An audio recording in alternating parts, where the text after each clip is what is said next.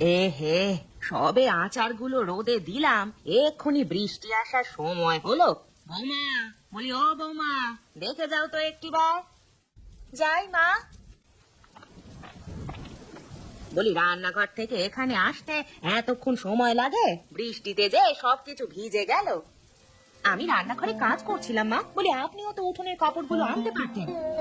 হ্যাঁ, আমি কাপড় আনতে উঠোনে নামি আর আচার খেয়ে কোমরটা ভাঙি আর কি, এটাই তো চাও তুমি?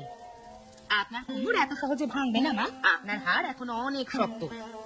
কথা একটাও মাটিতে পড়ে না, মুখে মুখে তর্ক না করে যাও তো যাও, কাপড়গুলো নিয়ে এসো।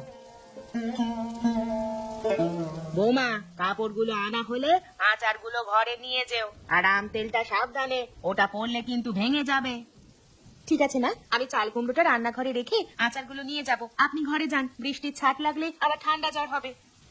বাহ বাহ, চাল কুমড়োটা তো অনেক বড় হয়েছে, তা কোন গাছে ধরেছে গো বৌমা? গোয়াল ঘরের উপরের গাছটায় মা। বেশ, ওটা রেখে দাও, আমার মেয়ে জামাই এলে রেঁধে দিও।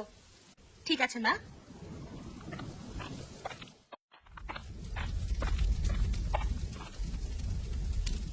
গিন্নি, আরে ও গিন্নি, রান্না কতদূর হলো তোমার? রান্না শেষ, এসো খেতে বসো। তোমায় আবার রান্না চড়াতে হবে? কেন গো, কি নিয়ে এসেছো আবার? ঘোষ মশাইয়ের খেতে জল করাচ্ছে, সেখানে গিয়ে দেখি চিংড়ি মাছের হাট বসেছে, তাই হাতে ধরে তোমার জন্য কয়েকটা নিয়ে এসেছি। ভালো করেছো, ওগুলো দিয়ে চচ্চড়ি রান্না করব, তুমি একটু বসো, এখনই রান্না চড়িয়ে দিচ্ছি। গোপাল, ও গোপাল, এদিকে আয় তো বাছা, দেখে যা একটিবার। এই যে মা আবার ডাকতে শুরু করেছে, মাত্র দেখা করে এলাম, এরই মধ্যে আবার তলব। যাও গিয়ে দেখে এসো কিসের জন্য আবার ডাকছে। তাই যাচ্ছি।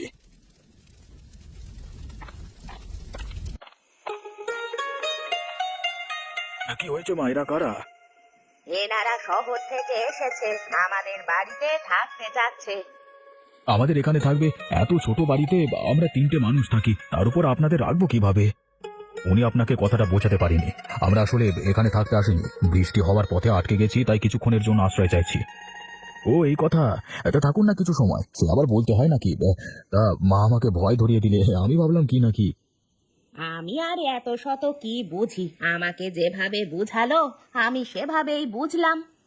বুড়ো মানুষেরই একটা দোষ, এক লাইন বেশি বোঝে আর কি। তা আপনাকে দেখতে তো ভদ্রলোকই মনে হচ্ছে, থাকেন কোথায়? আমি শহরে থাকি, এখানে আমার শ্বশুর বাড়ি, তাই বেড়াতে এসেছিলাম। দুপুরের হেমন্তপুর থেকে ট্রেন ধরবার জন্য বের হয়েছি, কিন্তু আপনাদের গায়ে আসতেই বৃষ্টি শুরু হলো। দুপুরে ট্রেন আসতে অনেক দেরি, আপনারা ভেতরে এসে বসুন, পারলে শুকনো কাপড় পরে নিন। এসো দাদু ভাই, তুমি এখানে এসো, আমি তোমার মাথাটা মুছে দিই। বৌমা, ও বৌমা, গামছাটা নিয়ে এসো তো। গামছা কেন মা? এরা বৃষ্টি ভিজে আমাদের বাড়িতে এসেছে, কতক্ষণ থাকবে? ও মা, কি সুন্দর ছেলেটা, ঠিক আমাদের বাবলুর মতো। বাবলু কে ছিল, আপনাদের ছেলে বুঝি?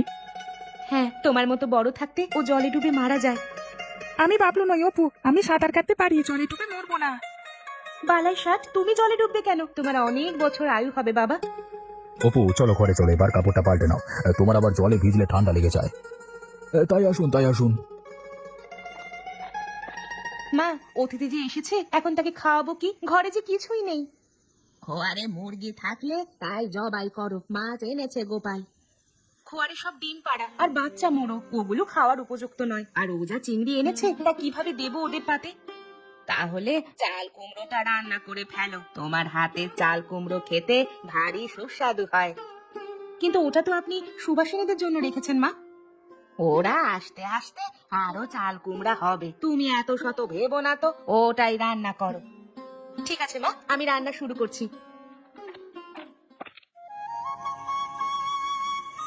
আপনাকে আরেকটু কচু শাক দিব, খেয়ে দেখুন, খুব মজা হয়েছে।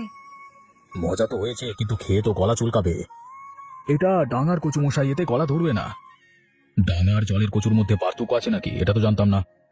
পার্থক্য আছে বই কি, জলের কচু গলা চুলকায়, ডাঙার কচুতে সেটা হয় না। তবে কচুর জাত ভেদে এটার ভিন্নতা হতে পারে, এক এক কচুর এক এক স্বাদ, আবার এক এক মৌসুমে এক এক ভাবে খেতে হয়। যেমন বর্ষাকালে কচুর ডাঁটা খুব মজার হয়, আবার চৈত্র মাসে এর কোড়ার অংশ খেতে খুব সুস্বাদু হয়। বাবা, আপনারা এত কিছু জানেন? জানবো না কেন, সারা বছর তো এই ফসল নিয়ে পড়ে থাকে। কোথায় কিনে তোমার আর খাবার কোথায়, মাছ রান্না করনি? মাছ তো ছিল না, তোমার আনা চিংড়ি মাছগুলো দিয়ে কুমড়োর ঝোল করেছি। তাতেই হবে তাতেই হবে। আমরা শহুরে মানুষ, মাছ মাংস সব সময় খাই। আপনাদের এসব গাঁয়ের খাবার সেভাবে খাওয়া হয় না। বৌমা, ওদের আম তেল দাও, ওটা ওই কাঁচের বয়ামে রাখা আছে। দিচ্ছি মা, আগে কুমড়ো ঝোলটা দিয়ে দিই। আমাকে আর দেবেন না, এতেই হয়ে যাবে। কেমন হয়েছে কে বলবেন কিন্তু, এটা আমার বাপের বাড়ি থেকে শিখে আসা খাবার। অসাধারণ হয়েছে এই তরকারিটা। এমন তরকারি আগে কখনো খাইনি আমি। তাহলে আরেকটু নিন, গরিবের বাড়িতে এসেছেন, এসব দিয়ে কষ্ট করে খেতে হবে। আমাকে আরেকটু কুমড়োর ঝোল দাও না কাকিমা। দিচ্ছি বাবা, দিচ্ছি। এই নাও কুমড়োর ঝোল।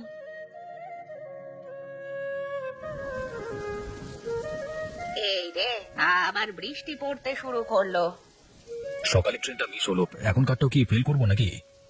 এমন দিনে কোথাও যেতে হবে না বাবু। ট্রেন চলে গেলে থেকে যান, কালকে সকালে আবার ট্রেন ধরবেন। না না, আমাকে আজকে যেতেই হবে। আগামীকাল আমার অফিসে একটা কাজ আছে। তাছাড়া উপর স্কুলও খুলে দিয়েছে।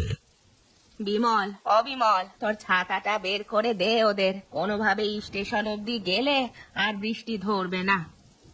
তাই দেবো মা, কিন্তু ছাতার যা হাল, ওটা দিয়ে দুজন যাওয়া যাবে? সে নিয়ে চিন্তা করবেন না, আমরা দুজনে কোনো রকম যেতে পারবো, কিন্তু ছাতাটা ফেরত পাঠাবো কিভাবে? ও আমি গিয়ে নিয়ে আসবো। তাই ভালো, বিকেল 3টে বেজে গেছে, আমরা তাহলে এক্ষুনি বেরিয়ে পড়ি। হ্যাঁ, 4টে তো শহরে যাওয়ার ট্রেন। সে কি গো, আপনাদের মতো ভালো মন্দ কিছু রান্না করে খাওয়াতে পারলাম না। ছেলেটার পিঠার এত শখ, কটা পিঠা বানিয়ে দেওয়ার সময়টুকু অব্দি নেই। সে নিয়ে তুমি কষ্ট পেও না কাকিমা, আমি আবার আসবো। কবে আসবে বাছা? বড় হয়ে তারপর একা একা চলে আসবো, তখন কিন্তু কুমড়োর ঝোল খাওয়াতে হবে। নিশ্চয়ই খাওয়াবো, এর চেয়ে মজা করে তোমার জন্য রান্না করব। বেশ বেশ, তবে তুমি ছাতাটা বের করো, আর আপনিও প্রস্তুত হয়ে নিন মশাই। বাবা, ওই দেখো ট্রেন চলে এসেছে। হ্যাঁ হ্যাঁ, এইক্ষুনি আমাদের উঠতে হবে। উঠবেন মশাই, উঠবেন। একটু ভিড়টা কমুক, তারপর উঠবেন। ভিড় কমলে আর আসন পাওয়া যাবে না। চলো উঠে পড়ি। ট্রেনের হুইসেল দিয়েছে, এক্ষুনি ছেড়ে দেবে। কাকার কাছ থেকে বিদায় নাও খোকা। গোপাল কাকু, আসি। হ্যাঁ, তুমি ভালো থেকো। সাবধানে যেও বাবা, আবার আসবে কিন্তু, কেমন?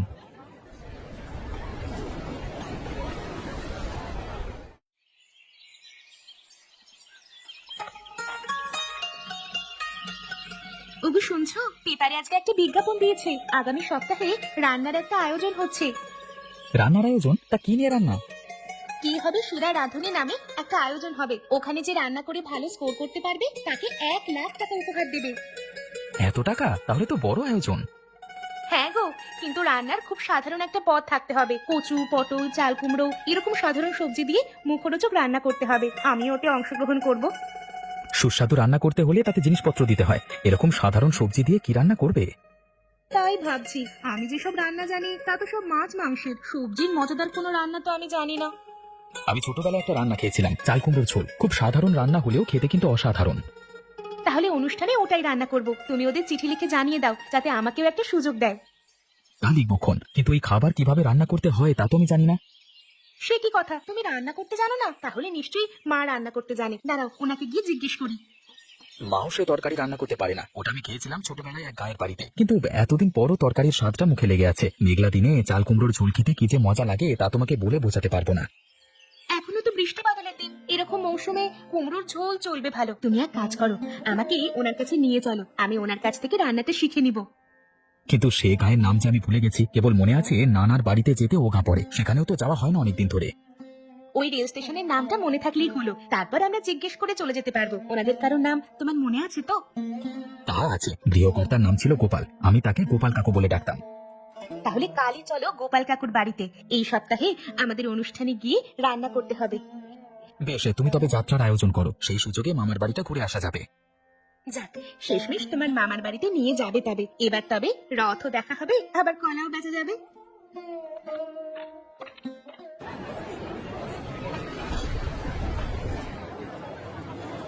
হ্যাঁ গো, এটাই কি হেমন্তপুর স্টেশন, নাকি ভুল করে অন্য স্টেশনে নেমে পড়েছি? না, এটাই সেই স্টেশন। আমার মনে আছে এখান থেকে আমরা গাড়ি ধরেছিলাম। তবে চলো বাইরে গিয়ে জিজ্ঞেস করি গোপাল কাকুর বাড়ি কোনটা। তাই চলো। এদিকে আবার আকাশ মেঘ করতে শুরু করেছি, কখন যে বৃষ্টি নেমে যায় কি জানি। তাহলে আরো ভালো হবে, বৃষ্টিতে ভিজতে ভিজতে গায়ের পথে হাঁটার মজাই আলাদা। একবার ঝড় হলে বৃষ্টিতে ভেজবার মজা হারে হারে টের পাবে। ইস, গায়ের মানুষ তো সারাদিন জলে ভিজছে, ওই তাদের তো জ্বর হয় না? ওসব গায়ের মানুষের জড়াজড়ি হয় না বুঝলে, এরা এই আবহাওয়ায় অভ্যস্ত হয়ে গেছে। চলো এবার, ওই তো একটা গরুর গাড়ি দেখা যাচ্ছে, গাড়োয়ানকে শুধাই গিয়ে।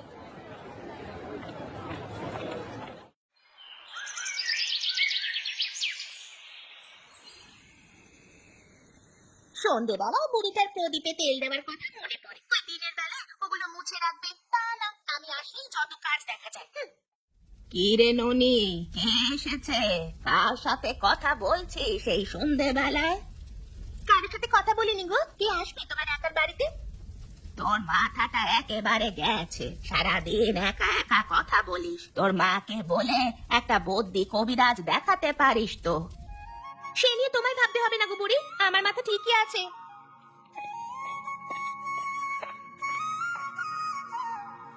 বাড়িতে কেউ আছেন? কেউ কি বাড়িতে আছেন? আছি, কিন্তু আপনারা কারা, কাকে চান? এটা গোপাল কাকুর বাড়ি না? হ্যাঁ, কিন্তু পিসমশাই তো অনেক বছর আগে মারা গেছেন। ওনার স্ত্রী আছেন বাড়িতে?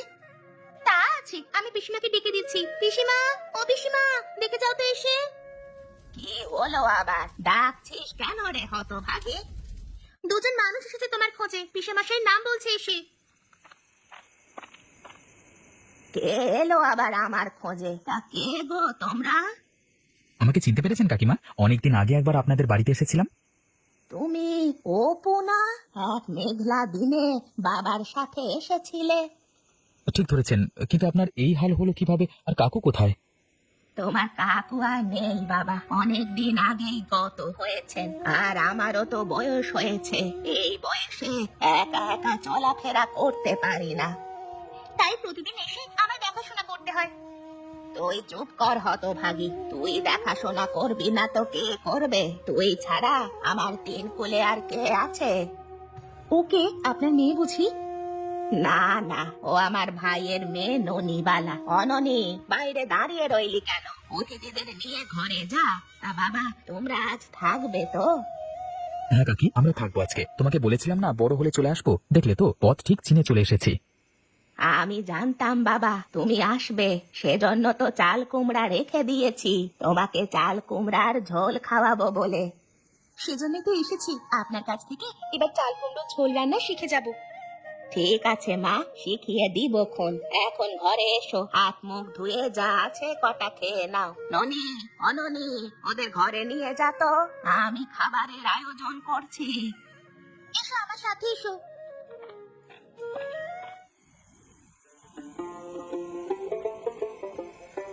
নাও বৌমা, কুমড়োর ঝোল নাও, তোমাদের জন্য ওটা রেঁধেছি। আপনি কুমড়ো ঝোল রেঁধে ফেলেছেন? কিন্তু আমি তো এসেছিলাম আপনার হাতে কুমড়ো রান্না শিখবো বলে। সে নিয়ে ভেবো না, কাল সকালে আবার রান্না করব, তখন শিখে নিও। তা হঠাৎ করে কুমড়োর ঝোল রান্না করা শিখবে কেন?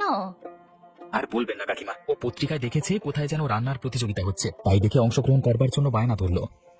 কেবল গেলেই তো হবে না, ভালো একটা রান্না ওদের করে দেখাতে হবে। তাই শুনে ও আপনার কথা বললো। এতদিন আপনার হাতের কুমড়োর ঝোলের কথা শুনে এসেছি, আজ তা মুখে দিলাম। সত্যি কাকিমা, আপনার হাতে এই রান্নার স্বাদের তুলনা করা যাবে না। আর এমন কি রান্না, আমার ঠাকুমা এর চেয়েও মজা করে রাঁধতে পারতেন। তা তোমাদের প্রতিযোগিতা কবে? সামনের সপ্তাহে। বেশ, তবে আমি একটা চাল কুমড়ো সাথে দিয়ে দিব, এখান থেকে শিখে গিয়ে ওটা দিয়েই রান্না করবে। ঠিক আছে, ওই রান্না করতে কি কি জিনিসপত্র লাগবে? সে আমি কাল শিখিয়ে দিব, এখন খেয়ে নাও, ভাত ঠান্ডা হয়ে যাচ্ছে।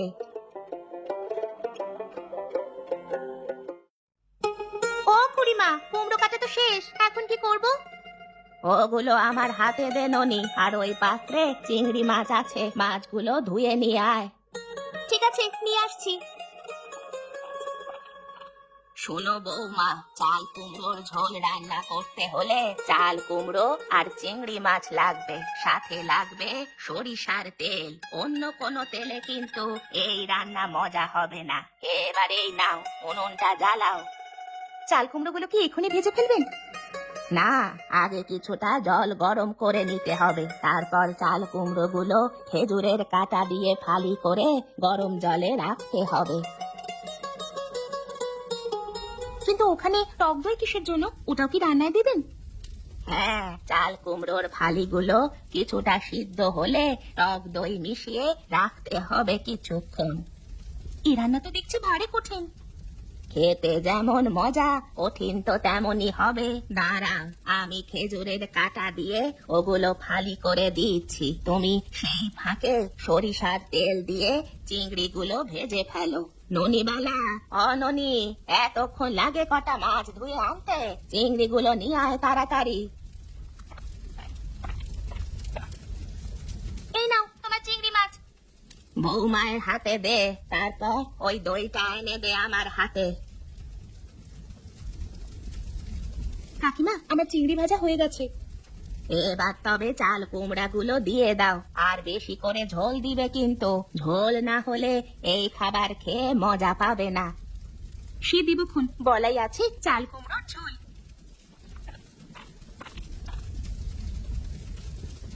কোথায় জয়া, তোমার রান্না কত দূর? আমাদের ট্রেন কিন্তু বিকেলে, এর মধ্যে বেরিয়ে পড়তে হবে। এদিকে আকাশের অবস্থা ভালো না, যে কোনো সময় বৃষ্টি নামতে পারে।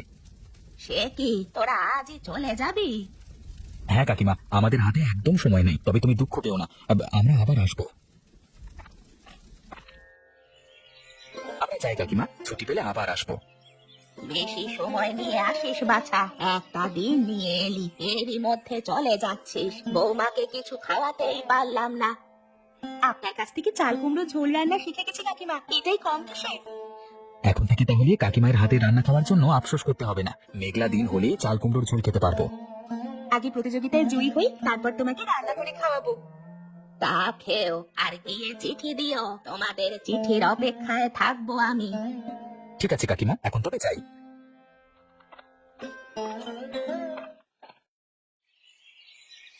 পিসিমা, ও পিসিমা, কোথায় তুমি? দেখে যাও, দেখে যাও, দাদুবাবু চিঠি পাঠিয়েছে।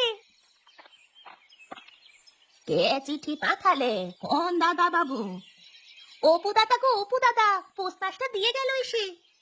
কই কই দে তো, কি লিখেছে ওতে? প্রিয় কাকিমা, আশা করি ভালো আছেন। আপনার জন্য একটি সুখবর আছে। জয়া রান্নার প্রতিযোগিতায় চাল কুমড়োর ঝোল রেঁধে বিজয়ী হয়েছে। গতকাল ওরা আমাদের 1,00,000 টাকা পাঠিয়েছে। এই টাকার সবটা আমরা নিব না। আপনি যেহেতু এই রান্নার মূল কারিগর, তাই অর্ধেক টাকা আপনার নামে পাঠিয়ে দিয়েছি। পোস্ট অফিস থেকে নিয়ে নিবেন। ইতি, অপু। সে কি কথা গো, ওরা তোমায় এত টাকা দিল? তাই তো লিখেছে, 50,000 টাকা পাঠালো বললো। এত টাকা দিয়ে কি করবে গো তুমি? আমি একটা রান্না শেখানোর স্কুল দিব ননি। গ্রামের অনেক রান্না আছে, শহরের মানুষ এগুলো জানে না। তাদের শেখানোর জন্য আমি এই টাকা ব্যয় করব। ভালো বলেছো পিসিমা, তাহলে তোমার নাম খ্যাতি হবে গো অনেক। নাম খ্যাতির দরকার নেই বাছা, আমার হাতের চাল কুমড়োর ঝোল যে মানুষের মুখে মুখে ফিরছে, সেটাই অনেক কিছু।